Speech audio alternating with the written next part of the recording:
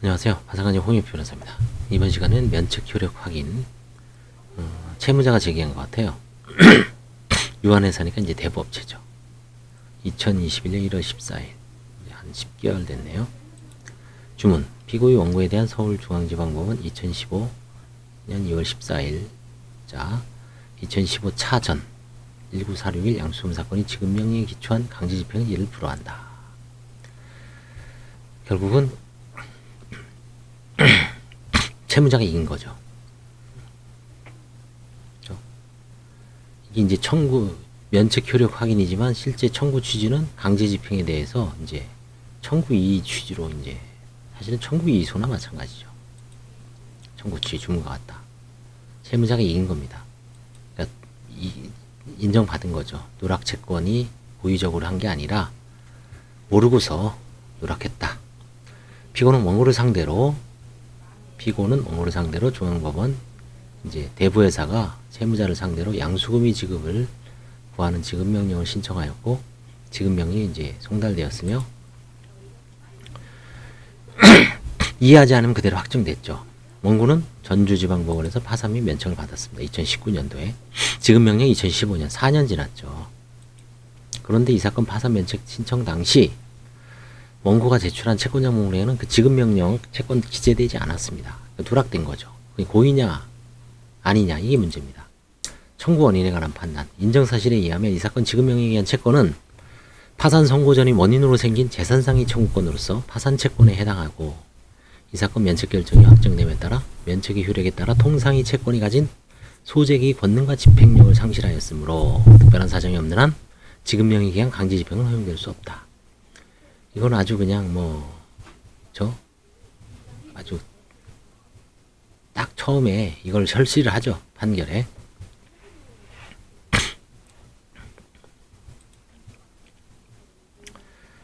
이럴 때 대부회사인 피고는 이제 항변합니다. 이 사건 파산 면책 신청을 할 당시 원고가 지급명령에 의한 채권의 존재를 알고 있었음에도 불구하고 악의로 채권자 목록에 누락하였으므로 이 채권에 관하여 면책을 주장할 수 없다. 과실 여부에 상관없습니다. 일단 너는 알았다. 그 근거는 지급명령을 송달했다. 4년 전에. 근데 이해 안 하지 않았냐? 그러면 알았다고 봐야 된다.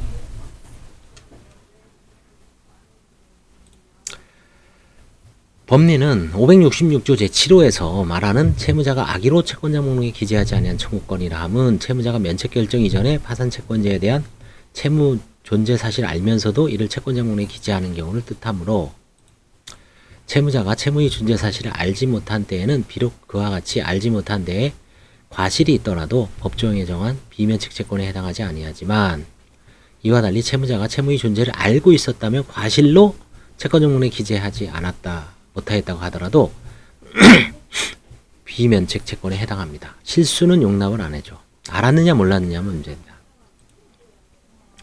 이와 같이 채권자 목록에 기재하지 아니한 청구권을 면책 대상에서 제외한 이유는 채권자 목록에 기재된 채권자가 있을 경우 면책 절차 내에서 이제 이의 신청할 기회를 박탈당하죠. 그에 따라 면책 불허가 사유에 대한 객관적 검증도 없이 면책이 허가 확정되면 원칙적으로 채무자가 채무를 변제할 책임에서 벗어나게 되므로 이와 같은 절차 참여의 기회를 갖지 못한 채 불이익을 받게 되는 채권자를 보호하기 위한 것이다. 이런 좀 추상적인 것보다는 실질적으로 저는 이제 실무에서는 그런 거죠. 그게 빠졌어도 이게 이제 저는 사실 이제 이런 거는 좀 불만이에요. 그게 빠졌어도 이 사람을 다른 관제인이나 다른 채권자들이 이의를 해서 아니면 이의를 하지 않았어. 재산적 문제가 전혀 없었다. 설사 그 사람이 그러니까 결국은 넣나 안 넣느냐에 큰 대세에 지장이 없다면은 뭐 좀 구제해줘야 되지 않나 싶습니다. 따라서 사실과 맞지 않은 채권자 목록 작성에 관한 채무자의 악의 여부는 566조 제7호의 규정 취지를 충분히 감안하여 이게 이제 맹자완이죠. 누락된 채권의 내역과 채무자의 결련성, 채권자 채무자의 관계, 누락의 경에 관한 채무자의 소명과 객관적 자료의 부합 여부 등 여러 사정을 종합하여 판단하여야 한다. 그래서 이제 실제 필드에서 원고 피고가 싸울 때는 처절하게 싸우죠. 뭐 사채인지 대부업체인지 양수채권인지 친구의 채권인지, 그쵸? 친구의 채권 같은 거 저 쌓아보니까, 안 봐주더라고요.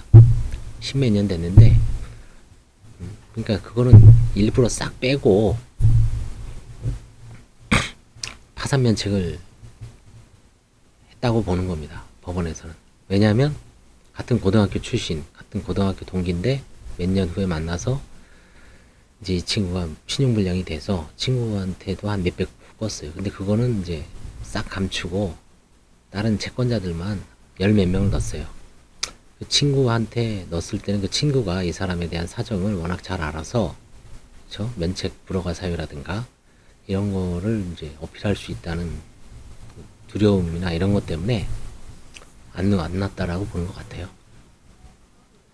하여튼 566조 7호의 규정을 감안해서 뭐 이런저런 여러 가지 사정을 종합하여 판단한다. 실제 재판에서는 뜬구름 나온 얘기죠. 재판에서는 원고와 피고가 모든 사료를 다 제출해야 됩니다. 유리한 걸. 유리하게 이제 주장을 하는 거죠. 똑같은 사안도, 그쵸? 보는 사안에 따라서는 대표적인 게 뭐냐면 채무가 어떤 옛날에 이제 어떤 판사님 말. 채무 액수가 몇 억인데 그거를 몰랐을 리가 없다. 근데 채무자는 제가 그 몇 억이라는 채무를 일부러 알면서 안 이상 안 넣겠느냐. 면책을 못 받는데. 그죠? 두 가지 입장이 어떻습니까? 채무가 3억이에요. 판사 입장에서는 야 3억이라는 채무를 까먹을 리가 있냐? 이건 뭐 말이 안 된다. 채무자는 뭐 채무자의 상황은 비상상황입니다. 정상적인 생활이 아니죠.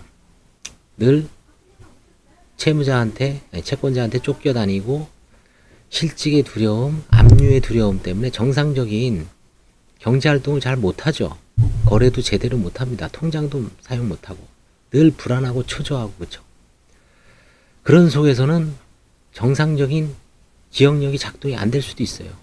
자꾸 잊고 싶죠. 그렇죠. 괴롭고 뭐 알코올 중독에 빠지고 직업 없이 몇 년 노숙자 생활하면 한 4, 5년 지나면 자기가 어떤 채무인지 몰라요. 진짜 3억 뭐 10억도 관심이 없어요. 100억도 그럴 거예요. 머리가 멍하죠. 그런데다 판사는 법대위에서 당신이 3억이라는 채무를 정상적인 사람이 아니에요. 그렇죠? 그런 걸 감안해야 되는데 판사님도 참 실정을 모르는 건지 그렇죠? 이런 채무자들의 어떤 개별 사정을 좀 해야 되는데 그런 공방을 본 적이 있습니다. 저는. 그래서 결론은 법원에서는 이 판례가 아주 교주적이죠. 공자왈이죠. 법원에서는 2010년 10월 14일 선고 2010-49083 단순히 채무자가 제출한 자료만으로는 면책 불허가 사유 보이지 않는다는 점만을 들어 채무자의 선의를 쉽게 인정해서는 아니 된다. 그렇죠?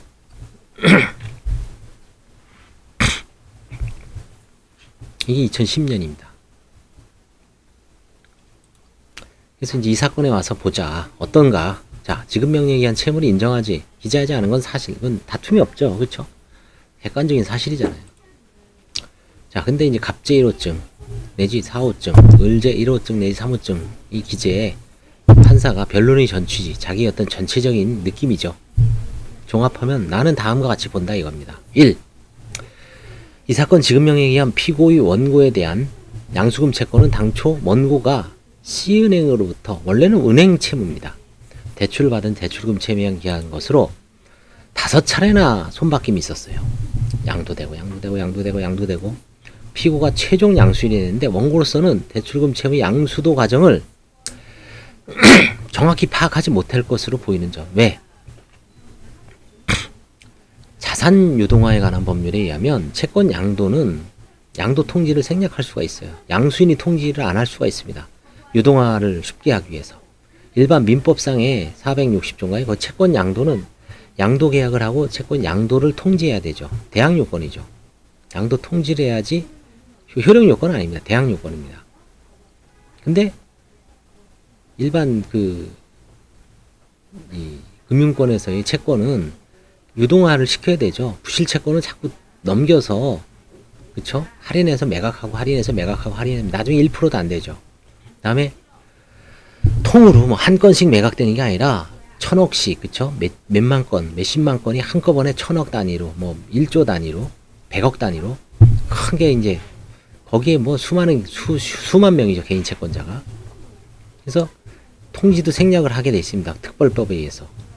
그러니까 이게 5번이나 돌아다니면 1년에 한 번씩 양도된 거죠, 이게. 2015년도에 지급명령인데 2019년도에 채무자를 했는데 이제 최근에 소송을 한 거니까 5번이나 양도가 된 거죠. 1년에 한 번씩 양도가 된 겁니다. 원고로서는 잘 모를 수가 있다. 그쵸? 이게 참, 이 판사는 이제 원고의 편, 채무자 편에서 한번 생각을 해보는 거예요. 그쵸?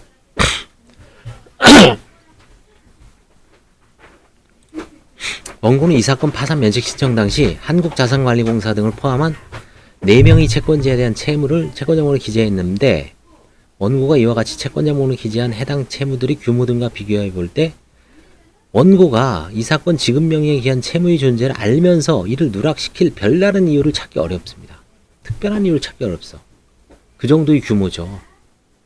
작은 금액이 아니라는 얘기죠. 이걸 굳이 누락시키면서까지 내가 면책을 안 받겠다고, 그쵸? 3. 비록 이 사건 지급명령 정보는 원고 본인이 송달받았으나 이 사건 지급명령은 파산 및 면책 신청일 기준으로 4년 이상 이전에 이뤄집니다. 4년 전에 지급명령 받은 걸 기억할까요? 어제 뭔 일 했는지도 모르는데 일주일 전에, 그쵸? 대략은 알죠. 일주일 전에 내가 시흥 안산 쪽에 대부도에 자전거 여행을 가서 누구하고 이렇게 즐겁게 무슨 회를 먹고 한번 힘들게 빡세게 탔다. 한 달 전에 뭐 했지? 그쵸? 한 달 전에? 잘 기억이 안 나요. 그쵸? 한 달 전에 어디 뭐 동부 오국에 갔나? 아니면 저기 뭐 한강, 그쵸? 혼자 어디 왔다 갔다 했는지 2달 전에. 이제 달력을 보면 알죠. 이때 그걸 보면 4년 전에 파산 면책 신청. 그래서 늘 얘기하죠. 이거 파산 면책 신청 기준으로 4년 이전에 이루어진 점인데, 여기서 이제 소송조회를 이것도 안 한, 소송조회를 했으면 이 지급명령 나와요. 소송조회하고 신용조회 꼭 하자. 그죠? 그래야지 이런 면책 효력 확인을 안 해도 되고 소송을 안 당합니다. 이와 같이 피고가 이 사건 파산 및 면책 신청의 기준으로 최소한 4년 이상 이전에 이 사건 지급명령을 받은 것 외에 피고가 이 사건 파산 및 면책 신청일에 근접하여서 원고가 이 사건 지급명령에 대한 채무의 변제를 독촉하였음을 인정할 만한 자료가 없다. 이 판사님은 채무자 편에서 모든 걸 바라보니까 이런 결론이 나오는 거예요.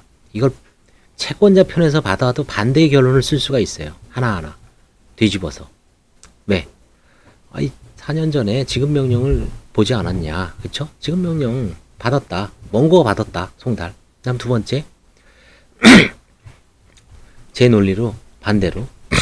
지금 신용조회나 소송조회가 활발해서 법원에만 올라가면, 창구에 가면 자기 과거 소송사건 다 조회를 해주는데, 무료로, 한 장으로. 너 그거 안 했니? 그거 안 한 과실이 있지 않냐. 그럼 결국은, 그걸 꼼꼼히 했어야 되는데, 왜 안 했냐. 그쵸? 그거만 했었어도, 그쵸? 누락 안 시킬 수도 있었는데. 뭐 이런 여러 가지 논리로, 논리로 또 반박을 할 수가 있어요, 이게.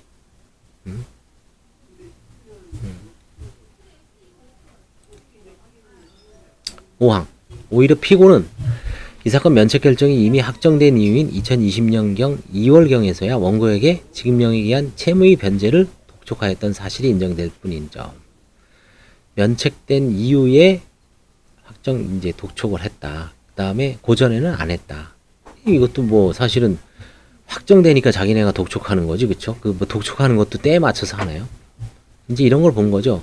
면책된 이후에 이제 싹, 그때는 독촉하면은 파산 면책에 들어갈, 일부러 신용조회에 안 올리는 대부 회사도 제가 직접 얘기를 들었어요. 다 면책을 많이 하니까 일부러 신용조회에 안 올라가게 조회를 거기다 등록을 안 한다고 하더라고요. 치열하죠, 그쵸? 면책 받으려고, 면책에서 제외되려고 하여튼 피 튀기는 싸움입니다. 이 사회에서는. 그죠? 그래서 결국은 원고의 고의가 아니란 얘기죠. 원고는 몰랐다. 몰랐을 것이다. 몰랐다. 그래서 피고의 원고가 고의로 알면서도 채권자 목록에 누락했다는 대부회사의 항변은 이유 없어. 나가리. 근데 기각. 그죠? 청구인은 인용하고, 그죠? 민사집행법에 따라 직권으로 잠정처분까지 해줬어요, 판사가. 직권으로 해줬네, 그쵸? 이 본인 소송인 것 같아요. 장동민 판사님. 이분, 여러 번 보면 채무자 편에서 좀 쓴 판결이 좀 많이 나는 것 같아요. 그러면, 가급적. 어떤 판사가, 이 두 가지 판결을 쓸 수 있다라고 하죠. 똑같은 증거에 따라서. 그 정도로 사실관계가 이게, 왜냐하면, 과거의 어떤 증거라는 거는 다 이제 드러났죠. 그쵸? 지급 명령을 피고가, 그러니까 채무자가 송달받은 것도 사실이고, 그 다음에 5번 양도된 것도 사실이고, 그 다음에 지급 명령 이후에 독촉한 것도 사실이고, 지급 명령 전에는 독촉을 안 했어요. 2015년도부터 2019년도 면책받을 때까지 한 번도 독촉한 적이 없죠. 당연하죠. 넘어갔는데 무슨 독촉이에요. 그쵸? 그 사이에 면책을 받은 거죠. 그러니까 어떻게 보면 원고도 억울하고 피고도 억울한데, 이 사안에서 과연 이걸 이제 균형추를 재는 거죠.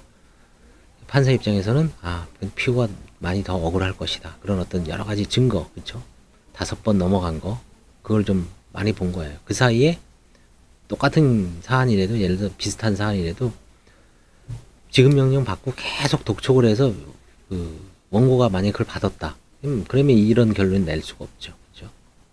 그래서 하여튼 면책 효력 확인은 이제 한 10개 정도 할 건데, 이것도 한번 저도 면책 효력 확인에 좀 딘 적이 많아서 작년에도 많이 뒤었습니다. 이거 실제 소송이 되게 어려워요. 막상 내 사건은 되게 어려워. 지금도 하나 마지막 남았는데 추한항소를 했습니다. 그것도 옛날에 참 소송조회를, 그때는 소송조회를 몰랐어요. 그때는. 지금 관제인으로서 매일 이제 채무자들 조사하다가 요 사람들 뭐 숨기나 하고 볼 때 소송 많이 속이거든요. 본인이 한 거. 그거 하다가 이제 아이디어가 떠올라서, 채무자 입장에서 소송조회 하니까 뭐 다 확립돼 있죠. 그쵸? 법원 가면 한 장으로 탁 띄워주죠. 벌써 10분 만에. 본인이 하려고 하지 마세요. 그냥 본인이 뭐 집에서 그거 누르다가 잘 안 나오더라고. 근데 법원, 아무 법원이나 가면 돼요. 가까운 법원 가도 되고, 지방 출장 가다가 그 법원 가도 되고, 뭐 부산지방법원 동부지원 가도 되고, 부산지방법원 서부지원 가도 되고, 부산도 이제 서부지방법원이 생겼더라고. 서부지원이. 아무 데나 가도 돼요. 부천에 놀러 갔다 부천지원에 가도 되고, 안산에 갔다 안산지원. 그렇죠? 시군법원은 모르겠어요. 시군법원은 아직, 시군법원에서 했다는 분은 못 봤는데, 하여튼 지원급은 다 됩니다. 지원급 이상은. 시군법원도 한번 전화 한번 해보라 그래서 되는지 될 것 같기도 하고, 시군법원 뭐 다 전산화 완료됐는데, 그쵸? 시군법원까지 되면 대단한 거죠. 전국 200 몇 개 법원에서, 그죠? 뭐 강원도 횡성법, 횡성시법원, 횡성군법원, 영월군법원 이런 데서 조회가 된다는 거 아니에요. 근데 시골에야 뭐 채무자들 별로 없죠. 다 도시에 아주 바글바글하죠. 이 파산은 도시, 상업, 그쵸? 이것과 관련된 분쟁이에요. 조용한 농촌이나 이런 데서는 파산이 이룰 수 없죠. 그쵸? 파산이 뭐 별로 안 일어나죠. 그쵸? 근데 도시, 사람이 빠글빠글하고 상업이 번성한 곳에는 잘 흥하다가 망하는 사람들이 많잖아요. 그쵸? 거기서도 유래했고, 그쵸? 지금 거의 우리나라 파산 사건의 거의 한 70%, 60%는 수도권이죠. 서울, 경기, 인천 2,300만, 그죠? 인구. 경기도가 1,400, 서울이 1,000만, 2,400. 인천이 한 300, 2,700, 2,700이네요. 대한민국 인구. 여기 거의 60% 이상 될 거예요. 60%에서 70%. 면책 효력 확인은 늘 일어나는 것 같아요. 이거는 안 없어질 수가 없어요. 그죠? 그래서 이 판례는 한번 꾸준히 좀 검색을 해서 한번 같이 읽어보기로 하겠습니다. 같이 읽으면서 이제 분석을 하는 거죠. 여기서 뭐가 충분히 공부가 됩니다. 이 판례. 길지도 않아요. 다 짧죠. 뭐 한 10장도 안 됩니다. 그죠? 일반인도 이해하기 쉬워요. 단순하죠. 청구, 원인, 항변, 재항변, 제재항변. 이 법원의 어떤 논리 구조도 뭐 법대생들 뿐만 아니라 일반인들도 이게 이렇구나. 뭐 주장하고 항변하고 항변에서 반박하고 재항변하고 다시 제재항변하고 그렇죠? 논리 그렇죠? 네, 감사합니다.